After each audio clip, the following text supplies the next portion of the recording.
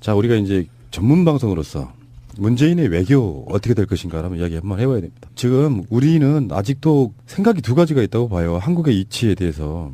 어떤 분들은 대한민국이 세계 10위권의 경제 대국이라고 생각하는, 그렇게 보면은 이제 선진국이라고 말하는 사람도 있고 아직 선진국이 안 됐다고 말하는 사람도 있습니다. 경제 규모로 보면 선진국이 분명히 맞는데 여러 가지 어떤 조건들이 선진국이 아니라고 보는 사람도 있는 거고요. 명확한 건 그런 거 아니에요. G20에는 들어있다. OECD에 가입해 있다. 이런 관점으로 보면 세계 주요 국가가 된 건 맞다고 생각해요. 예를 들면 아시아를 대표하는 국가 하면 중국, 일본, 한국. 근데 이명박근혜에 들어서 그 위치를 사실 많이 잃어버린 측면이 없지 않아 있죠. 그들이 미국과 일본에 종속됨으로써 주요국의 이르기보다는 G20이나 OECD 같은 데에서 의결하는 데 있어서 이렇게 거수기 노릇만 하는 그런 역할을 저는 했다고 보고요. 동아시아 3개국인 한국과 일본, 중국이 뭐 경제적 규모를 보나 외교적 역량을 보나 인구수로 보나 지금 아시아를 선도하고 이끌어가고 있는 상황이라고 봐야 되는 거고요. 그 위에 중심에 이제 중국의 영향력이 가장 크긴 하겠죠. 그렇죠. 아시아에서 중국, 일본, 우리나라, 인도 그리고 나머지는 아세안. 사실은 우리가 태국, 필리핀, 말레이시아, 인도네시아 이렇게 국가로 부를 게 아니고 이미 경제 공동체 블록화가 돼 있기 때문에 아세안이라고 불러줘야 돼요. 그렇다면 이제 4개 큰 4개의 경제 블록이 돼 있는 거죠. 아시아에서는. 그런 상황이고요. 이제 취임한 지 이틀이 지난 시점에서 트럼프하고 밤에 그것도 홍은동 좌측에서 통화를 했습니다. 홍은동으로 전화가 온 거야, 급하게. 관제에 못 들어가 있는 상황에서 그 전화를 받았는데 거기에서 이제 한미 정상회담이라든지 방문 요청 뭐 이런 것들이 있다고 하고요. 이틀째인 이제 11일째 가서 시진핑이 먼저 전화를 해왔죠. 시진핑이 직접 대한민국 대통령에게 먼저 전화를 걸어온 건 이번이 처음이라고 합니다. 그래서 뭐 조속한 어떤 그 협상 그리고 북핵 관련된 얘기를 나눴다고 돼 있고 정부도 발빠르게 대중 특사를 보낼 수 있다라는 내용의 언론 보도들이 이제 벌써 진행이 되고 있어요.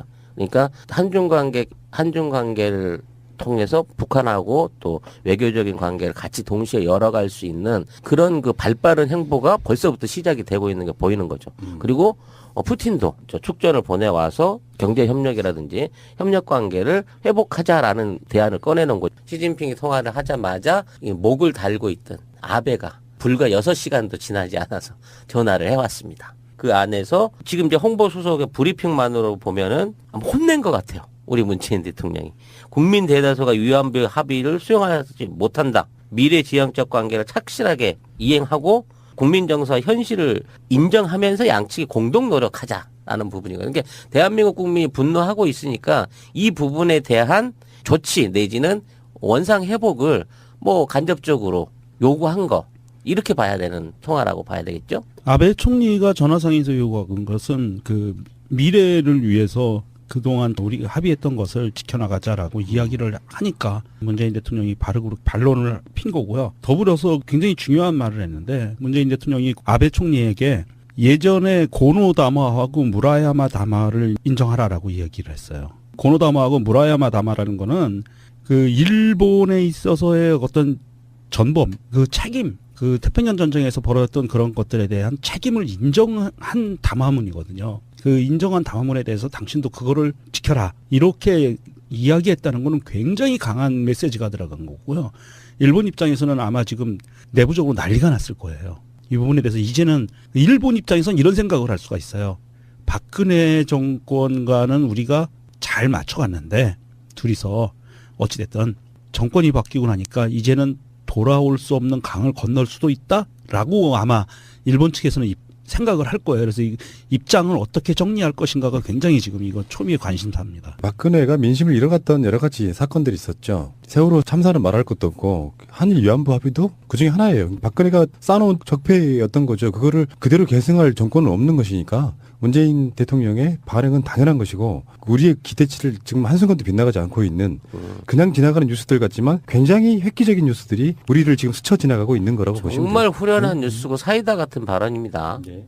그동안 그 사람들은 한국에 전화를 걸고 싶어도 도대체 누구한테 전화를 걸어야 할지 모르는 상황이었는데 이제부터 대한민국 외교가 어떤 방향으로 나갈 것인가 하는 거를 보여줄 거예요. 그래서 어느 국가를 먼저 방문을 하느냐를 놓고도 각 국가들이 서로 우리나라 먼저 와주세요 라고 손을 벌리고 있는 상황인데 문재인 대통령이 직접 해외를 그 뭐 방문해서 미국이나 뭐 북한 어디든 갈 수 있다는 말도 첫날 했습니다만 그 실제적으로 움직이는 행위는 7월 이후가 될 것이라는 그 예상들이 큽니다. 그때까지는 애를 태우는 거죠. 오라 그래도 안 가고 초청을 받아도 지금 국내 문제 정리해야 되기 때문에 못 간다고 하는 상황에서 러시아, 중국, 미국이 어떤 방식으로 한국과의 외교 제약 또는 북핵 협상에 관한 그 외교적인 부분에서의 협치를 구해오느냐를 놓고 당분간 줄다리기를 할 것으로 예상이 됩니다. 우리가 방송으로도 꾸준히 이야기해왔던 거 아니에요. 한국의 위치가 하기 나름으로는 중국도 애태우고 미국도 애태우고 일본도 애태울 수 있는데 그냥 일방적으로 미국 편들고 일본 보조 개념으로 지금까지 외교를 해왔단 말이에요. 그러니까 아까 그 강천석 칼럼에도 그런 얘기가 나와요. 당선자가 가장 먼저 시급히 할 일은 미국과의 관계를 동맹 관계를 확인하는 거다. 이런 미친. 그래서 지금 우리가 사드네 뭐네 해가지고 받는 피해가 어마어마한 상태인데 그렇다 보니까 대통령이 바뀌니까 중국에서는 문재인 대통령 팬클럽도 생겼대요. 중국은 지금 문재인 대통령에 대해서 정부가 바뀐 거에 대해서 굉장히 호의적인 기사를 내보내고 있고요. 굉장히 칭찬 일색입니다. 그리고 미국은 조선일보에서 우려했던 대로 동맹 관계를 확인시켜주는 백악관의 발언들이 마구 나오고 있어요. 의회도 그렇고 성명서가 마구 쏟아집니다. 한국은 미국의 굉장히 전통적인 우방이다. 동맹 관계가 확실하다. 미국이 확인시켜주고 있어요. 뭐 굳이 우리가 얘기 안 해도 될 것 같아요. 그게 이제 중국과 미국이 사실상 문재인 정부 또는 문재인 대통령을 외교의 파트너로서 서로 미 중간에 직접 협상에 있어서의 유리한 고지를 잡을 수 있는 파트너로 선점하려고 한다는 반증인 거죠. 그러니까 세계 최정상 두 정상들이 자신의 내부적인 문제나 외교적 입지를 위해서 문재인 대통령한테 구애를 하고 있는 정말 생각지도 못했던 이 빠른 전개, 외교적 빠른 전개가 벌써 시작되고 있는 거예요. 문재인 대통령은 아마 그런 그림을 그리고 있을 거라고 보는데요. 예를 들어서 지금 당장 뭐 대북 유화 제스처 이런 건 못해요. 왜 그러냐면은 국민적 지지가 모아져야 되는 상황에서 그 힘을 갖고 뭐 북한도 갈 수 있는 것이고요. 근데 지금 6월 달에 트럼프 대통령을 만날 수도 있고 미국으로 갈 수도 있다 이렇게 얘기를 하는데 지금 5월 달이잖아요. 다음 달 이야기인데 쪼르르 미국에 달려가는 순간 첫 인사가 모든 것을 말해주듯이 첫 외교의 대상이 미국으로 가면 우리는 미국 위주 정책 할 거야로 안 들릴 수 있거든요. 그래서 시진핑이나 트럼프 입장에서는 최대한 문재인 정권을 자기 쪽으로 끌어들이려는 어떤 제스처를 취하겠지만 여기서는 국민적으로 일단 지지를 모은 다음에 중국과 미국 사이에서 균형자적인 역할을 하는 그 스탠스를 취하다가 야 잘하고 있는 거야 이렇게 국민적 여론이 모아지면은 나중에 개성공단 재가동 이런 방식으로 이어져야 되는 거거든요. 네. 그러니까 어느 날 갑자기 당선되자마자 자 개성공단 다시 열어 이건 불가능한 거고. 개성공단과 관련해서는 개성공단 그 입주자들이 월말 방북 신청을 벌써 이틀째 되는 날 냈다고 그래요. 이게 정식 허가가 나오게 되면 박근혜 정부 이후에 2년 몇 개월 지난 시간 만에 처음 다시 공식적인 방문이 이루어지는 거고 또 이 부분에 대한 재개를 뭐 명확하게 시기는 언급하지 않았지만 이거 반드시 이 문제를 해결하겠다고 얘기했던 문재인 대통령이기 때문에 어떤 형태로든지 조속하게 개성공단 재개가 이루어질 수 있을 거다라는 생각이 들고요.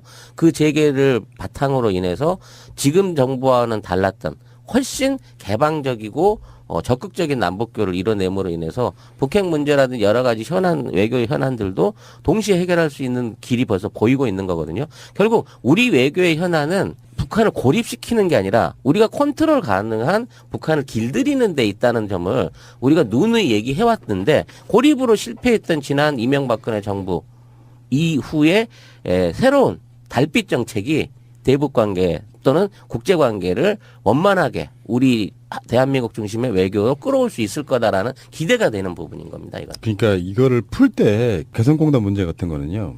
그분들이 지금 당장 뭐가 될 거라고 해서 그거를 방북 신청한 게 아니에요. 이거 문재인 정부에서 바로 그럼 가 이렇게 못해요. 그렇죠. 지금 뭐 대북 미국의 제재 문제도 걸려 있고요. 이게 먼저 해결되면 안 되고 최소한 트럼프 입장에서 문재인이 저렇게 노력하고 있고 그리고 시진핑도 있고 이럴 때 북한으로부터 핵에 대한 어떤 나름대로 지금 현재는 분위기가 그런 거예요. 국제사회나 한국도 무조건 보낼 수는 없는 상황이고 박근혜가 아무리 얄밉게 해놨다 이거를 치워야 된다고 해도 기본적으로 북한의 유화적인 제스처가 나오면 그때부터 서로 간의 평화 모드로 들어가고 결정적으로 지금 북한에서도 트럼프로부터 경제 제재 같은 것들에 대한 해제 뭐 이런 것들을 약속받지 않으면 자기들 입장에서 우리 핵 포기한다 이야기 못 하는 거거든요. 그러니까 최대한 북한 쪽에서 핵에 대해서 뭔가 좀 전향적인 자세가 나오기 시작하면 그 분위기를 받아가지고 개성공단 한번 열어볼까 이렇게 가야 되는 분위기라는 게 있는 것이거든요. 그러니까 해법이라는 게 순서가 있어요. 문재인 대통령 자체가 좀 놀랍다고 느껴지는 것들은 그런 부분들이거든요. 합리적으로 하되 사실은 되는 쪽으로 하겠다 이런 거예요. 그러니까 반대에 극심한 데서 국론 분열 같은 걸 일으키면서 이거를 갑작스럽게 뭘 풀겠다 이렇게 못 한다는 거죠. 우리가 지금까지 더불어민주당 대표 같은 걸 할 때 저 양반 참 답답해네. 그렇게 느꼈던 것들이 바로 이런 것들 스타일 때문에 그러는 건데 사실은 국론이 분열되고 반대를 위한 반대가 지속되고 하면서 실제로 얻는 것은 없고 급격히 지지율은 떨어지고 하는 걸 방지하기 위한 저는 그런 거라고 보거든요. 여기서 이 구상이 굉장히 중요할 수밖에 없는 게 일단 트럼프나 시진핑이나 아베나 골고루 만나면서 나는 어느 쪽도 편도 들지 않을 거야. 어떤 이 선상에서 하나하나씩 풀어나갈 거라고 저는 보기 때문에 지금 개성공단에 입주하셨던 그분들은 당장 생각하는 것보다는 빨리 열리지는 않을 것이다 이렇게 보는 겁니다. 우리 과거에 참여정부에서 동북아 균형자론에 입각해서 외교 정치를 활발하게 했고요. 그것이 사실은 뭐 그 이후 정권에 의해서 실패라고 하지만 실패는 아니었어요. 그 당시에. 그 이후 정부가 실패를 한 거지. 동북아 균형자론이라는 그 기본 취지는 대한민국의 역사에 있어서 주체적으로 어떤 그 자리를 잡지 못하고 외세의 힘에 의해서 모든 이익과 주권이 흔들렸다. 그런 부분에 대해서 이제는 우리가 우리 자리를 찾고 외교력을 통해서 우리의 안보, 우리의 미래를 담보해 나가겠다. 이런 뜻이었거든요. 크게 보면 그런 뜻이었는데 지금 현재도 사실은 새로 출범한 정부가 가질 수 있는 가장 큰 메리트는 동북아 균형자론이에요. 지금 미국에 가장 키를 쥐고 있는 미국 아이들을 보면 미국의 트럼프는 굉장히 사이코적이고 강경 매파로 보이지만 사실은 그렇지는 않아요. 트럼프가 주장하는 거는 김정은과 햄버거를 먹겠다 이런 발언도 했었고요. 그리고 실제적으로 노르웨이에서 이미 북미 간 정부 차원은 아니라고 이야기하지만 정부가 개입 안 될 수는 없고요. 북미 간 지금 대화가 이루어지고 있고 그러는 상황에서 새 정부가 출범하면서 새 정부에서 이런 어떤 주체적인 사상을 갖고 대한민국의 미래를 위해서 외교력을 펼쳐나간다면 미국도 이거에 대해서 자기들이 지금 밟고 가고 있는 거에 한국의 입장이 우리의 대한민국 정부의 입장을 핑계 삼아서 화해 모드로 갈 수 있는 여건이 만들어진다. 그리고 그런 부분이 일각이 보였던 게 어제 뉴스에서 미국의 정부 핵심 인사가 그런 발언을 한 게 뉴스에 잠깐 떴었습니다. 지금은 찾지를 못하겠는데 어떤 뉴스냐면 미국 정부는 북한의 지금 현재 대북 제재 때문에 남한 정부가 개성공단을 다시 열고 거기에 투자하는 것을 현재 상태에서는 불가능하다고 여기지만 남한 정부가 그런 의지를 갖고 있다면 그 부분에 대해서는 충분히 협상할 의도가 있다라는 발언을 해요. 그런데 뉴스에서 잠깐 나왔다가 없어지거든요.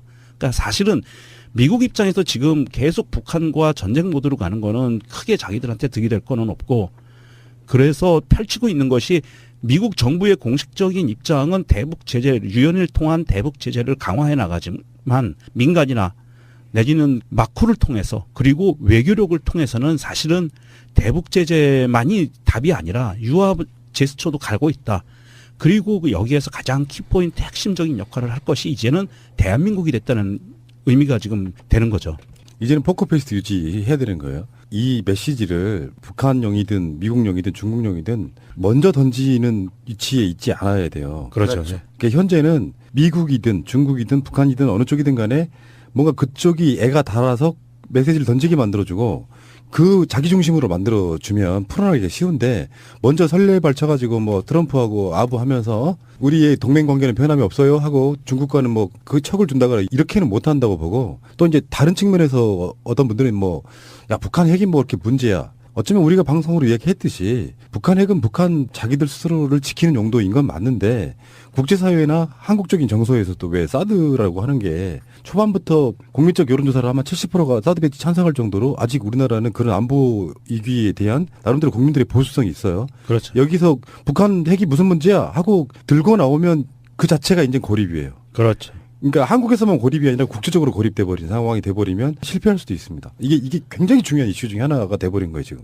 그럼 비교를 하자면 밤 10시에 사택으로 그러니까 홍은동 자택으로 걸려온 전화 내용은 30분 동안 통화가 있었다고 하지만 한미 동맹 관계를 재확인했다라는 정도에서 구체적인 그 발언 내용이 안 밝혀지고 있어요. 근데 중국하고 했던 40분 동안 시진핑하고의 통화는 굉장히 구체적인 그 사안들을 청와대에서 언급을 하고 있습니다. 사드 문제라든지 북핵 문제에 대한 실질적인 의견 교환이 있었다고 얘기가 가는 거거든요. 그렇다고 치면 미국보다는 중국이 좀 더 적극적인 외교 노력 내지는 협의 노력, 외교적 협상 노력을 하고 있는 거고 이런 메시지가 발표됨으로 해서 미국은 어떤 방식으로 여기에 또 보충되는 새로운 제안이라든지 그 외교적 협력 내용을 내놓을 것인가 이건 이제 기대해 보면서 아까 얘기한 대로 양손에 손을 내밀고 누구 손을 잡아줄까 하면서 우리에게 유리할 수 있는 협약을 끌어낼 수 있을 거고 자 이런 류의 협약이 벌써부터 이렇게 빠르게 진행된다고 하면 특사 교환을 통한 뭐를 통하든 지금 사드 문제 부분은 어느 정도 올해 안에 하반기 안에 마무리 지을 수 있게 되지 않을까라는 기대를 충분히 해볼 수 있는 거예요. 지금 정치권 일각에서는 어차피 배치돼 있는 사드는 지금 다시 빼기는 어려우니 지금 사드를 한미 연합훈련 그러니까 군사훈련 연합훈련 시기에만 임시로 가동을 하고 나머지 기간 안에는 가동 안 하는 게 어떠냐라는 일종의 중재책 같은 게 좋은데? 예, 지금 제안이 되고 있다고 그렇게 일각에서 얘기들이 나오고 있을 정도니까요. 사드가 실질적으로 전략적으로 필요해서 배치라기보다는 우리가 알다시피 자기들의 필요에 의해서 만들어놓은 정치적 이벤트에 저는 가깝다고 보거든요. 그게 속에 뭐 록히드 마틴이라든지 최순실과의 관계 이런 건 빼고라도 그러니까 이 부분에 대해서는 얼마든지 저는 가능하다고 보는데 이제 변수는 뭐가 있냐면은 그 지역 내에서 김천과 성주에서의 문재인 대통령에 대한 지지율이 훨씬 적게 나옴으로써 그 동력이 좀 떨어진 건 사실이에요. 근데 이제 다시 말씀드리자면은 그렇다라고 해서 그걸 외면하면 안 됩니다. 그렇죠. 진보적인, 인본주의적인 그걸 주장해서 사드 배치를 반대하시는 분들에 대해서 그분들이 투표를 해보니까 소수라고 할지라도 그분들의 목소리를 존중하고 그래서 그런 분들의 요구가 관철될 수 있도록 하는 것이 진정한 이 정권의 저는 의미라고 생각을 하거든요. 그렇죠. 사드 문제는 사실은 김천, 성주 이 지역만의 문제가 아닌 거죠. 이거는 사드 문제로 인해서 대한민국 경제와 외교 모든 부분이 흔들렸어요. 사실 사드 도입 부분에 대해서 박근혜 정권에서 국민적 합의도 거치지 않고 국회와 정치권의 논의도 없이 일방적으로 마쿠에서 진행을 한 부분이기 때문에 이거는 그 외교 참사라고 불러야 될 만큼이나 굉장히 좀 심각한 부분이고요. 이거는 대미 종속이거든요. 대미 종속에 대해서 외교 참사이고 이런 부분에 대해서 중국의 그 압박, 경제적인 압박을 통해서 우리나라가 엄청난 지금 힘든 시기를 겪고 있고 그런데 성주에서 김천에서 지금 계속 투쟁하고 계시는 분들이 소수이긴 하지만 이분들이 계심으로 인해서 사실은 사드에 대한 여론을 정부에 압박할 수 있는 굉장히 큰 수단이 되는 거고요. 그리고 이 사드 문제를 대한민국의 문제라고 봤을 때 그 투쟁하고 계시는 분들이 사실은 맨 앞에서 총알바지를 하고 있는 거예요. 우리가 그 부분들을 지지하고 그리고 성주와 성주에서 김천에서 경상북도에서 영남에서 홍준표의 지지율이 1위가 나왔다고 해서 거기를 매도하고 싸잡아서 그 부분들을 욕하고 그러면 안 됩니다. 얼마만큼 많은 변화가 있었는지 지난 총선 대통령 선거를 뒤돌아보시면 지지율 변화를 많은 거를 느낄 수 있을 거예요. 그래서 우리가 사드 부분에 대해서는 정치적인 득실을 떠나서 이거는 국가 차원, 민족 차원 그리고 세계 평화 차원에서는 반드시 이것을 우리가 지지하고 같이 가져야 된다. 지금 언론도 그렇고 트윗이라든지 SNS를 통해서 비정상적일 정도로 사드 지금 상주 투쟁하시는 분들 파란 나비에 대한 비판 글들이 많이 올라오고 있는데요. 이거는 분명히 어떤 의도가 돼 있는 조직이 개입해가지고 그 그 투쟁하시는 분들을 고립시키기 위한 여론 조작 같다는 느낌을 딱 받아요. 세월호 그렇죠, 때랑 그렇죠. 비슷한 네. 느낌인 거야. 그러니까 세월호 니들 술 먹고 깽판이나 치고 말이야 막 그 김현 의원 그 폭행 사건 이후에 그걸로 매도를 해가지고 기존의 어떤 그 투쟁 동력을 꺾어버리려고 했던 내용들이 니들 뭐 표는 홍준표 주고 사드는 문재인 부로 치고 니들 나쁜 새끼들이야라는 식의 매도가 집중되고 있는데 이거를 아무도 실드 쳐주는 사람 없이 이거 거기 이제 혼나 봐야 돼 뭐 이런 식으로 가는 거는 분명히 문제가 있다는 거죠. 그렇게 해서 얻는 이득이 생기는 사람들의 중간에 개입 이렇게 그렇죠. 의심해 볼 수 있다는 것이고요. 그러니까 다른 건 몰라도요. 문재인 후보 시절에 그런 이야기를 했잖아요. 사드 문제는 국회에서 의견을 물어가지고 국회에서 결정할 수 있다. 그 뉘앙스였잖아요. 민주주의는 과정이라고 제가 말씀을 또는 많은 분들이 이야기를 하고 있잖아요. 예. 예를 들어서 그게 박근혜가 어느 날 아침에 청와대 비서관 회의에 딱 앉아가지고 사드 배치해 이렇게 돼버렸던 거잖아요. 지금까지 요거를 다시 국회가 가져와서 국회에서 협상을 하든 표결을 하든 해가지고 국회에서 결론을 내리어서 설사 사드 배치로 확정된다고 할지라도 이렇게 과정을 거쳐서 국민적인 대의 정치 속에서 국회의원들의 서로 간의 투표를 통해 가지고 결정하는 문제와 그럼 주권 국가로서는 어느 정도의 최신이랄까 위신은 서는 것이거든요. 그래서 배치가 된다고 해도 그것은 받아들일 수 있다고 보는 것이고 사드라는 게 다 아시다시피 대단한 타워를 세우고 그 알박히 할 수 있는 게 아니고요. 서로 간에 결정이 나면 바로 뺄 수도 있는 거였기 때문에 이렇게 방법을 취할 수 있죠. 국회에서 배치를 하게 됐더라도 어떤 과정을 거치고 열심히 외교를 해가지고 북한으로부터 핵 문제에 관한 전향적인 자세들을 좀 듣고 트럼프도 나름대로는 뭐 이상한 사람이라고는 하지만 자기 나라의 상업적 이익, 사업가적인 이익만 반하지 않는다면 얼마든지 김정일도 만나겠다고 할 정도의 그 정도 유연성은 있는 사람이니까 시진핑도 마찬가지일 거예요. 시진핑도 나름 경제제재에 동참 같은 건 하고는 있지만 북한은 자기들끼리 오랜 동안 혈맹 관계잖아요. 그게 요거를 잘 요리하고 풀면 사드 배치됐던 거 필요 없겠다라고 뺄 수도 있는 부분이기 때문에 그런 방식으로 무리 없이 풀어나가는 것도 나쁘지 않다고 보거든요. 아무튼 사드 배치의 운영의 묘를 그 한미 군사 훈련 시기에만 운영한다라고 일종의 협의가 지금 준비 중이라고 하면 이거는 사드가 사실상 미국의 군사적 자산이고 한반도 방위나 안보를 위해서는 필요 없는 물건이다라는 거를 공식화시키는 거거든요. 그러니까 미군을 위해서 미군이 운영하기 위해서 사드가 필요한 거지 우리가 이걸 상시적으로 돌릴 이유가 없다라는 식으로만 외교적으로 또는 정책적 합의가 돼갖고 일어난다고 치면 이 사드에 대한 추가 배치라든지 사드 무역론 같은 것들이 본격화될 수 있는 그 여건이 되기 때문에 그렇게 되면 그동안 보수 세력이나 뭐 종북몰이에 사용됐던 그 사드의 효능성 내지는 안보의 필요성은 확실하게 미국과 중국이 다 인정하고 가는 부분이다. 그거는 미국을 위한 사드다라는 부분 안에서의 공헌을 받게 되는 그래서 더 이상의 추가 배치를 막고 더 이상의 진척을 막을 수 있는 뭐 그런 식의 협의안이 도출되지 않을까 하는 예상을 현재까지 해볼 수 있는 상황입니다. 외신들도 그렇게 이야기하고 있잖아요. 문재인 대통령에 대해서 거는 기대는 사실은 이명박근혜 자체가 했던 외교 자체가 다는 아닐지라도 적폐고요. 지금 이제 미국과는 사드 문제가 가장 현안이기도 하고 그리고 미국 입장에서는 사실은 미국 중심의 국방 외교를 중국에게 아젠다를 뺏길까 봐서라도 굉장히 좀 조바심하기 때문에 트럼프가 발빠르게 제인아 나랑 놀자 이렇게 된 거고요.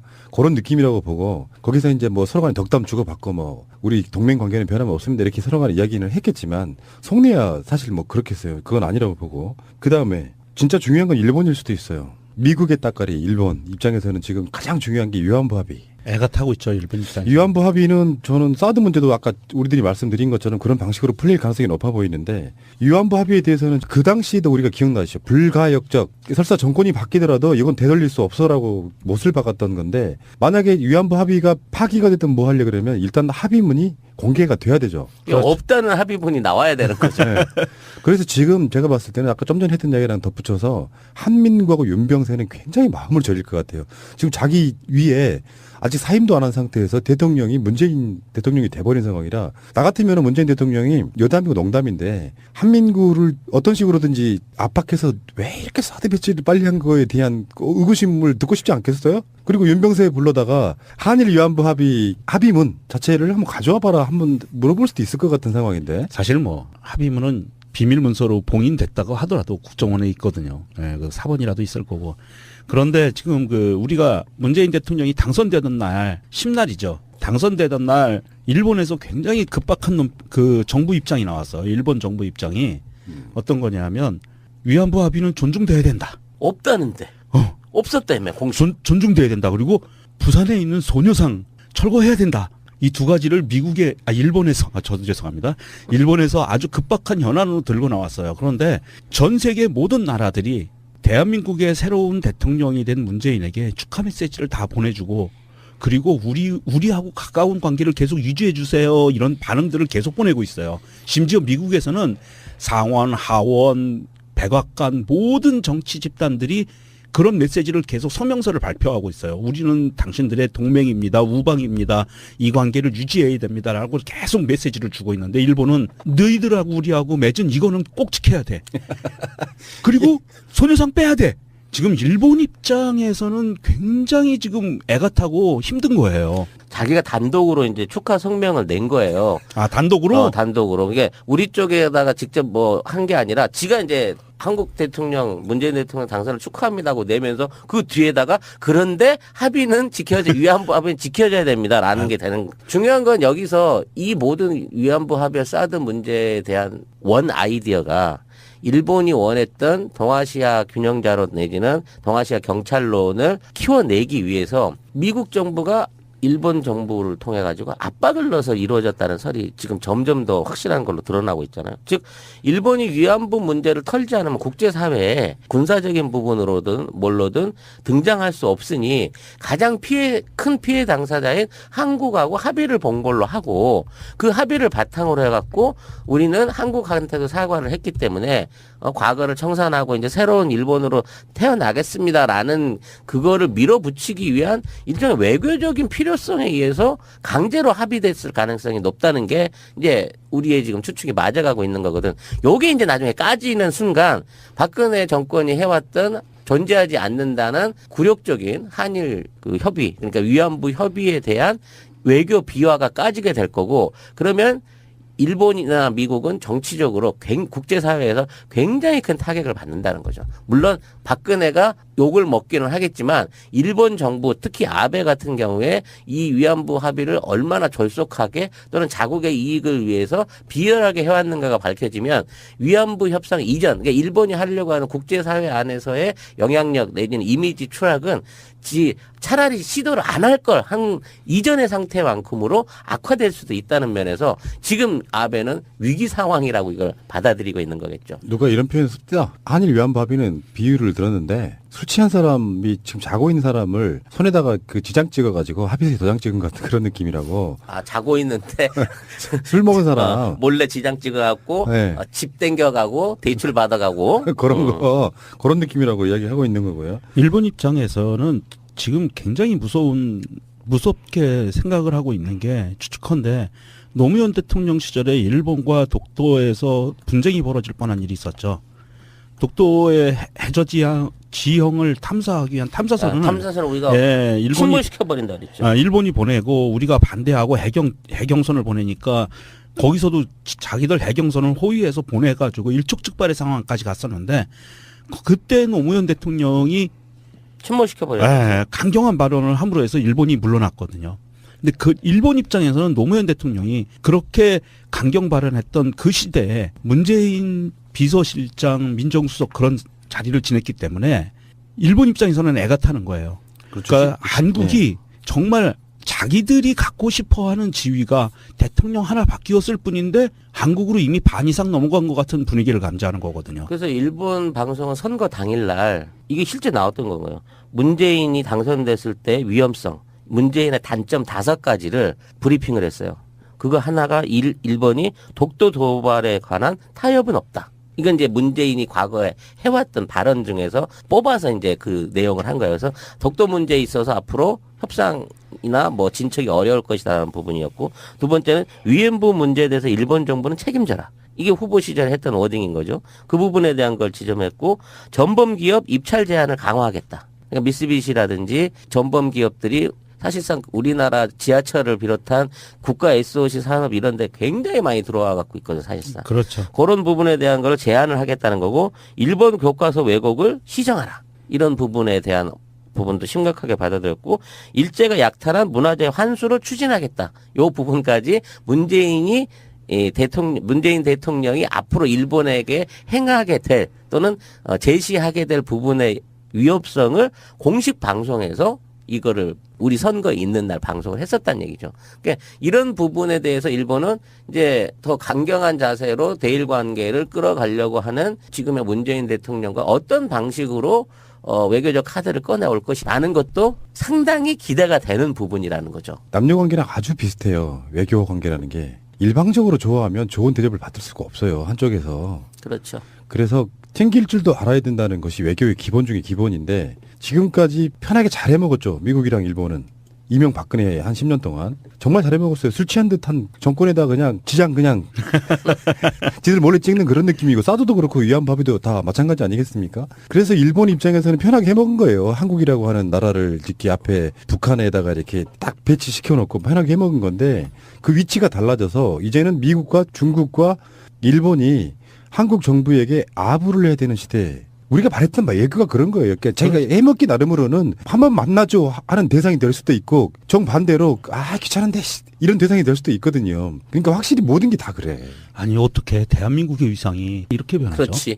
지금 이례적으로 이낙연 총리 지명에 대해서 일본이 그 호평을 계속 언론으로 쏟아내고 있어요.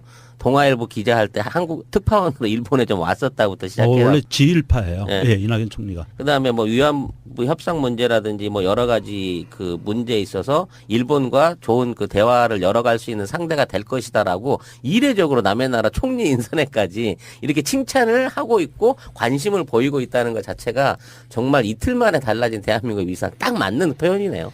지금 그 중국에서는 문재인 대통령에 대해서 미국과 중국의 지금 이 서로 부딪히고 있는 부분에 대해서 교량 역할을 해달라는 주문도 하고 있어요. 그만큼 대한민국의 위상이 이미 대통령 바뀐 지 이틀 만에 이렇게 높아진 위상을 보고 있는 거예요.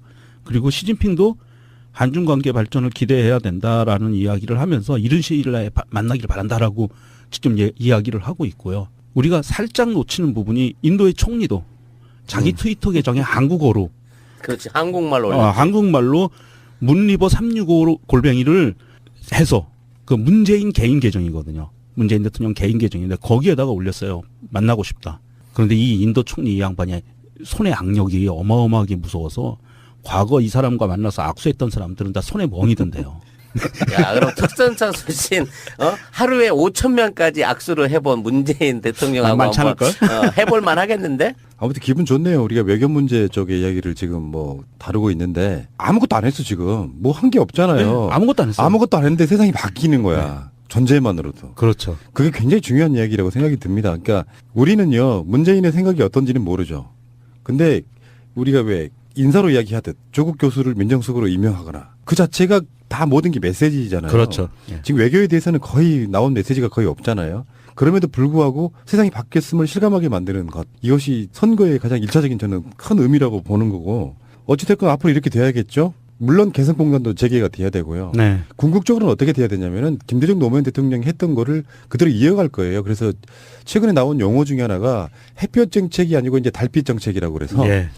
달빛이면 햇빛의 보조 수단 아니냐 이렇게 하는데 누가 그러더라고요. 암흑 시대에는 달빛만 보고 걸어갔던 거다 뭐 이런 식으로. 궁극적으로는 햇볕 정책의 목적이 뭡니까? 빨리 있는 평화적 통일을 지향점을 두고 지금 이명박근혜들은 심지어는 무력 통일 가능성까지 언급해 왔던 그랬죠. 정권들이에요. 예. 다시 김대중 노무현 시대에 철도 깔고 정상회담도 2번씩이나 하고 요 개념으로 다시 그 문을 열어가지고 최소한 문재인 정권이 끝날 때쯤에는 남북한이 상호 왕래할 수 있을 정도 그리고 철도가 북한을 지나서 중국, 러시아로 갈 수 있을 정도 이 정도까지는 다시 복원을 시켜야 된다고 봐요. 그러니까 그 통일 정책이 9년, 10년 동안 스톱하고 있었던 거예요. 다시 풀어야 되니까 좀 힘든 거지만 그 당시 인프라는 다 깔았기 때문에 충분히 가능하다고 보는 거고요. 문재인 후보 시절에 외교에 관한 부분들의 발언은 있었지만 대통령이 되고 나서는 외교에 대한 발언이 하나도 없잖아요. 그런데도 불구하고 이 세계의 열강들이 이렇게 우리에게 집중을 하고 그 대한민국의 행동을 발언을 예의주시하고 그리고 계속 나하고 잘 지내줘라고 메시지를 보내는 이유가 뭘까요? 저는 제가 보기에는 이게 노무현 대통령의 참여정부에서 동북아 균형자론에 대한 외국들의 기억인 것 같아요. 아, 문재인 대통령이면 노무현 대통령 시절에 동북아 균형자론을 갖고 갈 거야. 그래서 한국이라는 자리가 지정학적으로 중국, 러시아, 북한, 일본, 미국, 아세안 이 나라들을 정치 외교 군사적인 부분에서 균형을 맞춰주는 중심지 역할을 할 것 같아 라고 판단을 하지 않았나. 이미 판단을 그렇게 했고 그러기 때문에 자기들에게 유리하게 유화적인 제스처를 계속 보내는 거라고 생각을 좀 하고 있거든요. 뭐 농담 삼아 하는 얘기입니다만 그동안 그 동아시아 쪽에 몰려 있는 그 지도자들 사진이 굉장히 저 비슷한 사람이 많지 않습니까? 근데 거기에 이제 문재인의 비디오에 딱 올라오면서 야, 이 한국 대통령 외모가 굉장히 호감이 있다라는 식의 이제 유럽 언론에서의 관심이 한 바퀴를 돌아온 거고요. 이제 앞으로 문재인 대통령이 해 나가는 외교 정책에 따라서 야, 이 대통령은 능력도 있고 훌륭하대라는 일종의 그 문재인 바라기 또는 문재인에 대한 국제적인 어떤 그 패밍이 본격화되기 시작하는 모습을 보여주고 있다는 거죠. 외국에서는 문재인 대통령의 성향을 이렇게 딱 표현을 해요. 인권 변호사 그리고 나쁘게 얘기하는 쪽에서는 좌파. 근데 좌파가 나쁜 건 아니거든요. 좌파라는 거는 한국에서 진보적인 거기 때문에 그러니까 두 단어입니다. 인권 변호사와 진보, 대통령 이렇게 표현을 하고 있는 거거든요. 문재인은 얼굴이 적폐다. 패권이다. 적폐야. 왜 그러냐면은 얼굴만 봐. 사실 콘텐츠가 더 좋은데. 그러게. 이거 안 돼. 이재호처럼 가면 쓰고 의정 활동하라고. 전 더 충격받았어요. 예. 조국 교수를 임명하는 걸 보고 난 마음에 상처받았어요. 왜 이렇게 인물 패권이 심한 거야? 인물평을 하는데 문재인 후보는 노인과 바다에 나오는 영화 주인공 같고 조국 수석은 프랑스 영화에 나온 반항기 어린 젊은 시절에 우리 잘 알잖아 아랑드롱을 보는 것 같은 느낌이다. 아니에요. 문재인 대통령이 그런 느낌이 대학 때 별명이 알랑드롱이었어요. 그러니까 요즘 그 문재인 그동안의 일생을 보여주는 그 찬양 다큐들이 종편에서 막 나오고 있지 않습니까? 젊은 시절 사진 보니까 진짜 잘생기기는 잘생겼더라고. 그러면 젊은 시절에 문재인과 현재의 조국 누가 더 잘생겼어? 난 현재 조국의 한 표. 저도 그렇긴 한데 미국의 언론인이 도쿄 지국장으로 와 있는 여성 언론인이 문재인 대통령의 20대 때 군복을 입고 낙하산 메고 있는 그 사진 그거를 올려가지고 지금 문재인이라는 사람이 20대 때 젊었을 때 이 특전사에 있었던 사진이다라고 딱 올렸는데 그 밑에 달리는 멘션들이 영어로 달려요. 저도 뭐 사전 찾아가면서 봤는데 하나같이 놀랍다, 잘생겼다, 영화 배우다 뭐 이런 멘션들이 달리는 거예요. 그러니까 적폐라니까요. 그러게. 외모만 보고 있잖아 지금. 그 컨텐츠가 훨씬 더 훌륭한데. 맞습니다. 예. 조국 교수도 컨텐츠 엄청 좋은데. 그러면 안 되고 최소한 트럼프 입장에서 문재인이 저렇게 노력하고 있고 그리고 시진핑도 있고 이럴 때 북한으로부터 핵에 대한 어떤 나름대로 지금 현재는 분위기가 그런 거예요. 국제사회나 한국도 무조건 보낼 수는 없는 상황이고 박근혜가 아무리 얄밉게 해놨다 이거를 치워야 된다고 해도 기본적으로 북한의 유화적인 제스처가 나오면 그때부터 서로 간에 평화 모드로 들어가고 결정적으로 지금 북한에서도 트럼프로부터 경제 제재 같은 것들에 대한 해제 뭐 이런 것들을 약속받지 않으면 자기들 입장에서 우리 핵 포기한다 이야기 못 하는 거거든요. 그러니까 최대한 북한 쪽에서 핵에 대해서 뭔가 좀 전향적인 자세가 나오기 시작하면 그 분위기를 받아가지고 개성공단 한번 열어볼까 이렇게 가야 되는 분위기라는 게 있는 것이거든요. 그러니까 해법이라는 게 순서가 있어요. 문재인 대통령 자체가 좀 놀랍다고 느껴지는 것들은 그런 부분들이거든요. 합리적으로 하되 사실은 되는 쪽으로 하겠다 이런 거예요. 그러니까 반대에 극심한 데서 국론 분열 같은 걸 일으키면서 이거를 갑작스럽게 뭘 풀겠다 이렇게 못 한다는 거죠. 우리가 지금까지 더불어민주당 대표 같은 걸 할 때 저 양반 참 답답해네. 그렇게 느꼈던 것들이 바로 이런 것들 스타일 때문에 그러는 건데 사실은 국론이 분열되고 반대를 위한 반대가 지속되고 하면서 실제로 얻는 것은 없고 급격히 지지율은 떨어지고 하는 걸 방지하기 위한 저는 그런 거라고 보거든요. 여기서 이 구상이 굉장히 중요할 수밖에 없는 게 일단 트럼프나 시진핑이나 아베나 골고루 만나면서 나는 어느 쪽도 편도 들지 않을 거야. 어떤 이 선상에서 하나하나씩 풀어나갈 거라고 저는 보기 때문에 지금 개성공단에 입주하셨던 그분들은 당장 생각하는 것보다는 빨리 열리지는 않을 것이다 이렇게 보는 겁니다. 우리 과거에 참여정부에서 동북아 균형자론에 입각해서 외교 정치를 활발하게 했고요. 그것이 사실은 뭐 그 이후 정권에 의해서 실패라고 하지만 실패는 아니었어요. 그 당시에. 그 이후 정부가 실패를 한 거지. 동북아 균형자론이라는 그 기본 취지는 대한민국의 역사에 있어서 주체적으로 어떤 그 자리를 잡지 못하고 외세의 힘에 의해서 모든 이익과 주권이 흔들렸다. 그런 부분에 대해서 이제는 우리가 우리 자리를 찾고 외교력을 통해서 우리의 안보, 우리의 미래를 담보해 나가겠다. 이런 뜻이었거든요. 크게 보면 그런 뜻이었는데 지금 현재도 사실은 새로 출범한 정부가 가질 수 있는 가장 큰 메리트는 동북아 균형자론이에요. 지금 미국에 가장 키를 쥐고 있는 미국 아이들을 보면 미국의 트럼프는 굉장히 사이코적이고 강경 매파로 보이지만 사실은 그렇지는 않아요. 트럼프가 주장하는 거는 김정은과 햄버거를 먹겠다 이런 발언도 했었고요. 그리고 실제적으로 노르웨이에서 이미 북미 간 정부 차원은 아니라고 이야기하지만 정부가 개입 안 될 수는 없고요. 북미 간 지금 대화가 이루어지고 있고 그러는 상황에서 새 정부가 출범하면서 새 정부에서 이런 어떤 주체적인 사상을 갖고 대한민국의 미래를 위해서 외교력을 펼쳐나간다면 미국도 이거에 대해서 자, 우리가 이제 전문 방송으로서 문재인의 외교 어떻게 될 것인가 라는 이야기 한번 해봐야 됩니다. 지금 우리는 아직도 생각이 두 가지가 있다고 봐요. 한국의 이치에 대해서.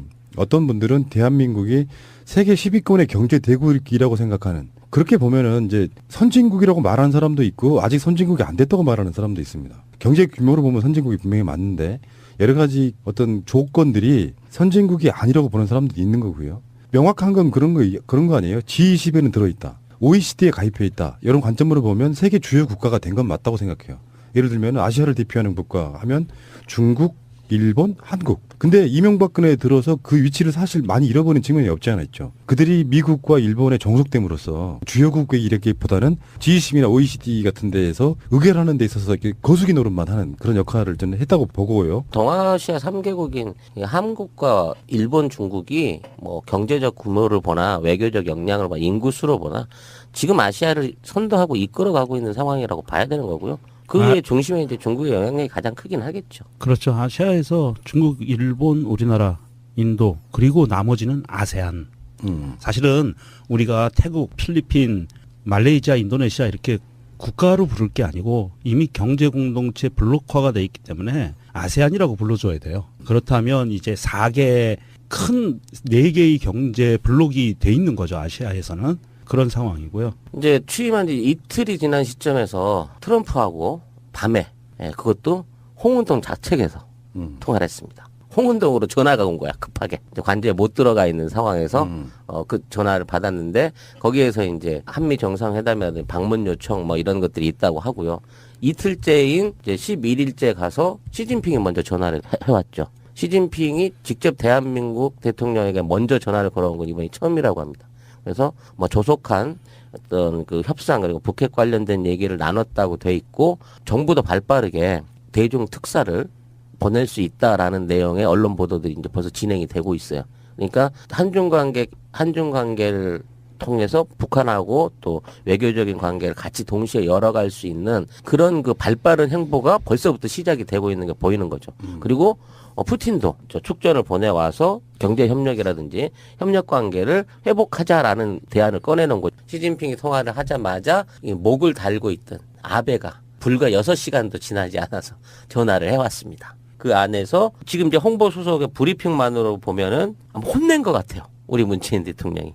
국민 대다수가 위안부 합의를 수용하지 못한다. 미래지향적 관계를 착실하게 이행하고 국민 정서 현실을 인정하면서 양측이 공동 노력하자라는 부분이거든요. 그러니까 대한민국 국민이 분노하고 있으니까 이 부분에 대한 조치 내지는 원상 회복을 뭐 간접적으로 요구한 거 이렇게 봐야 되는 통화라고 봐야 되겠죠. 아베 총리가 전화상에서 요구한 것은 자기들이 지금 밟고 가고 있는 거에 한국의 입장이 우리의 대한민국 정부의 입장을 핑계 삼아서 화해 모드로 갈 수 있는 여건이 만들어진다.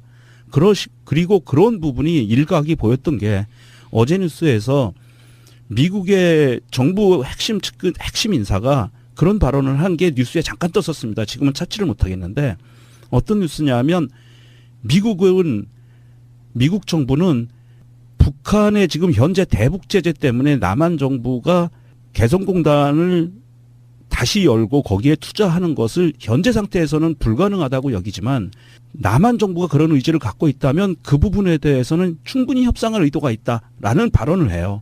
그런데 뉴스에서 잠깐 나왔다가 없어지거든요. 그러니까 사실은 미국 입장에서 지금 계속 북한과 전쟁 모드로 가는 거는 크게 자기들한테 득이 될 거는 없고 그래서 펼치고 있는 것이 미국 정부의 공식적인 입장은 대북 제재, 유엔을 통한 대북 제재를 강화해 나가지만 민간이나 내지는 마크를 통해서 그리고 외교력을 통해서는 사실은 대북 제재만이 답이 아니라 유화 제스처도 갈고 있다. 그리고 여기에서 가장 키포인트 핵심적인 역할을 할 것이 이제는 대한민국이 됐다는 의미가 지금 되는 거죠. 이제는 포커페이스 유지해야 되는 거예요. 이 메시지를 북한용이든 미국용이든 중국용이든 먼저 던지는 위치에 있지 않아야 돼요. 그렇죠. 그러니까 현재는 미국이든 중국이든 북한이든 어느 쪽이든 간에 뭔가 그쪽이 애가 달아서 메시지를 던지게 만들어주고 그 자기 중심으로 만들어주면 풀어나기가 쉬운데 먼저 설레발쳐가지고 뭐 트럼프하고 아부하면서 우리의 동맹 관계는 변함이 없어요 하고 중국과는 뭐 그 척을 준다거나 이렇게는 못한다고 보고 또 이제 다른 측면에서 어떤 분들은 뭐 야 북한 핵이 뭐 이렇게 문제야. 어쩌면 우리가 방송으로 이야기했듯이 북한 핵은 북한 자기들 스스로를 지키는 용도인 건 맞는데 국제사회나 한국적인 정서에서도 왜 사드라고 하는 게 초반부터 국민적 여론조사를 하면 70%가 사드 배치 찬성할 정도로 아직 우리나라는 그런 안보 위기에 대한 나름대로 국민들의 보수성이 있어요. 그렇죠. 여기서 북한 핵이 무슨 문제야 하고 들고 나오면 그 자체가 이제 고립이에요. 그렇죠. 그러니까 한국에서만 고립이 아니라 국제적으로 고립돼 버린 상황이 돼 버리면 실패할 수도 있습니다. 이게 굉장히 중요한 이슈 중에 하나가 돼 버린 거예요, 지금. 그럼 비교를 하자면 밤 10시에 사택으로 그러니까 홍은동 자택으로 걸려온 전화 내용은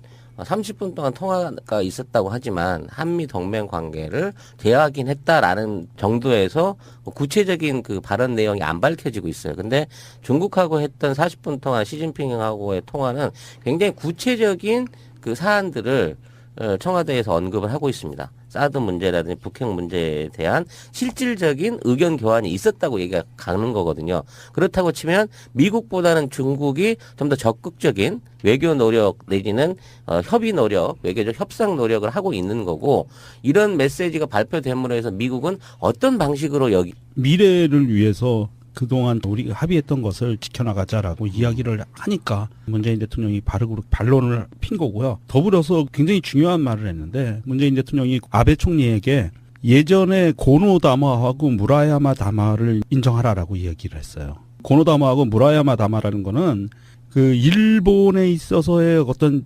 전범, 그 책임, 그 태평양 전쟁에서 벌어졌던 그런 것들에 대한 책임을 인정한 담화문이거든요. 그 인정한 담화문에 대해서 당신도 그거를 지켜라. 이렇게 이야기했다는 거는 굉장히 강한 메시지가 들어간 거고요. 일본 입장에서는 아마 지금 내부적으로 난리가 났을 거예요. 이 부분에 대해서 이제는 일본 입장에서는 이런 생각을 할 수가 있어요. 박근혜 정권과는 우리가 잘 맞춰갔는데 둘이서 어찌됐든 정권이 바뀌고 나니까 이제는 돌아올 수 없는 강을 건널 수도 있다라고 아마 일본 측에서는 생각을 할 거예요. 그래서 이 입장을 어떻게 정리할 것인가가 굉장히 지금 이거 초미의 관심사입니다. 박근혜가 민심을 잃어갔던 여러 가지 사건들이 있었죠. 세월호 참사는 말할 것도 없고 한일 위안부 합의도 그중에 하나예요. 박근혜가 쌓아놓은 적폐였던 거죠. 그거를 그대로 계승할 정권은 없는 것이니까 문재인 대통령의 발행은 당연한 것이고 우리의 기대치를 지금 한순간도 빗나가지 않고 있는 그냥 지나가는 뉴스들 같지만 굉장히 획기적인 뉴스들이 우리를 지금 스쳐 지나가고 있는 거라고 보시면 돼요. 정말 후련한 뉴스고 사이다 같은 발언입니다. 그동안 그 사람들은 한국에 전화를 걸고 싶어도 도대체 누구한테 전화를 걸어야 될지 모르는 상황이었는데 이제부터 대한민국 외교가 어떤 방향으로 나갈 것인가 하는 거를 보여줄 거예요.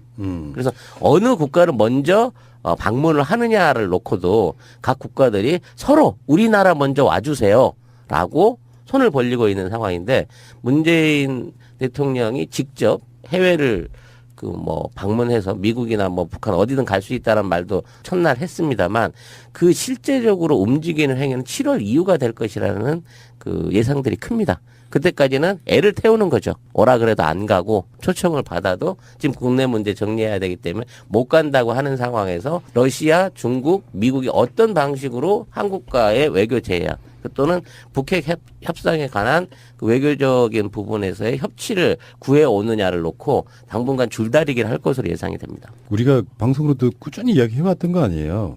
한국의 위치가 하기 나름으로는 중국도 애태우고 미국도 애태우고 일본도 애태울 수 있는데 그냥 일방적으로 미국 편들고 일본 보조 개념으로 지금까지 외교를 해왔단 말이에요. 그러니까 아까 그 강천석 칼럼에도 그런 얘기가 나와요. 당선자가 가장 먼저 시급히 할 일은 미국과의 관계를, 동맹 관계를 확인하는 거다. 이런 미친. 그래서 지금 우리가 사드네 뭐네 해가지고 받는 피해가 어마어마한 상태인데 그렇다 보니까 대통령이 바뀌니까 중국에서는 문재인 대통령 팬클럽도 생겼대요. 중국은 지금 문재인 대통령에 대해서 정부가 바뀐 거에 대해서 굉장히 호의적인 기사를 내보내고 있고요.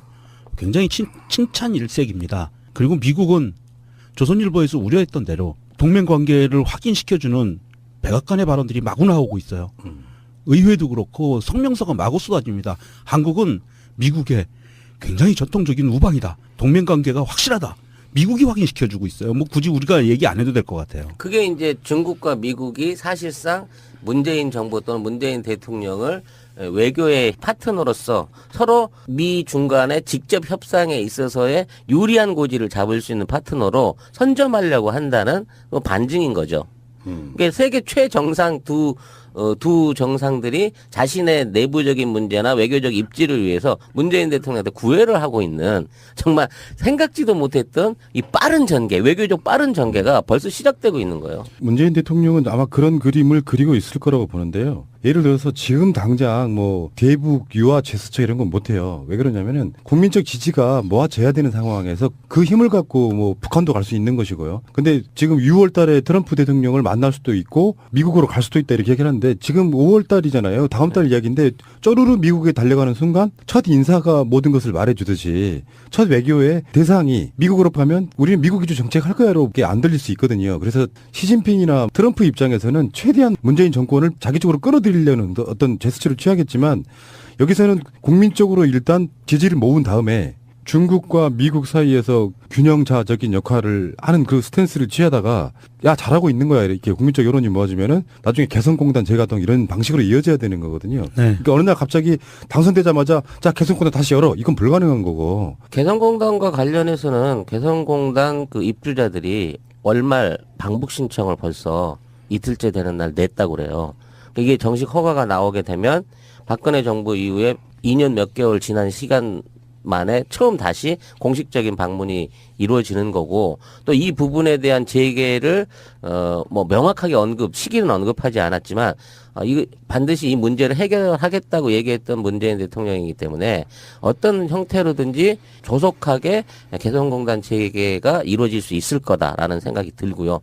그 재개를 바탕으로 인해서 지금 정부와는 달랐던 훨씬 개방적이고 적극적인 남북교를 이뤄냄으로 인해서 북핵 문제라든지 여러 가지 외교의 현안들도 동시에 해결할 수 있는 길이 벌써 보이고 있는 거거든요. 결국 우리 외교의 현안은 북한을 고립시키는 게 아니라 우리가 컨트롤 가능한 북한을 길들이는 데 있다는 점을 우리가 누누이 얘기해왔는데 고립으로 실패했던 지난 이명박근혜 정부 이후에 새로운 달빛 정책이 대북관계 또는 국제관계를 원만하게 우리 대한민국 중심의 외교로 끌어올 수 있을 거다라는 기대가 되는 부분인 겁니다. 이건. 그러니까 이거를 풀 때 개성공단 문제 같은 거는요.